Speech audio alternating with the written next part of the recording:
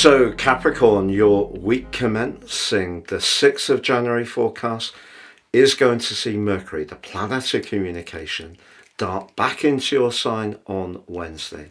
And you know, I feel it is going to be a very welcome development because Mercury has been making its way through your 12th house from the start of 2024 to the end of the year. It even starts this week in a tangled relationship with Neptune. And there may be something that does cause some confusion because of that. Maybe even some gossip doing the rounds. But Mercury moving into your sign is going to help you to bring you into the moment. And also, if there is something that just seems to have trodden water for weeks and weeks and weeks, and there has been a sense of inertia, things can start to pick up. Also, on Monday, the big power battle between Pluto and Mars, which may have seen some kind of issue around shared finance, or maybe you have had some kind of fascination with someone, but whether it's actually been good for your soul is another matter. But Mars inverting into your 7th house suggests you'll be able to mark out your boundary better.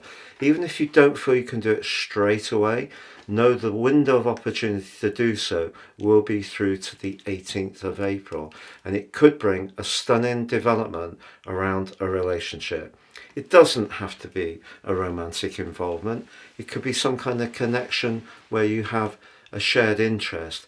And in fact, as early as the first half of this week, Mars is linked to Neptune, suggesting there is someone where you have a common cause, an interest, something you can collaborate or cooperate with. That also can come to life in a very productive way. But when it comes to boundaries, Mars on the 7th house can make it a bit tricky around relationships because, particularly in a natal chart, it can make people so assertive that it's difficult for them to bend and find those points of agreement. But you do have Venus, the planet of diplomacy, in the part of your chart now to do with everyday conversation, another asset to bring into this week. But it's important with the quarter moon at the start of this week to try to stay objective around home, family and more emotional issues. But as the week goes on, the sun in your sign does link brilliantly to Uranus. Uranus is the planet of change. It is a very provocative influence. It can be unsettling, but it can also see things happen quickly. You could initiate something this week that suddenly starts to move at the speed of light. It could be a business idea, could be a friendship, it could be around a hobby, it could be around your creative talents, but you're going to be starting to feel much more on form. Are there challenges? Well, to be fair, your ruler Saturn is still in a tense right angle with Jupiter.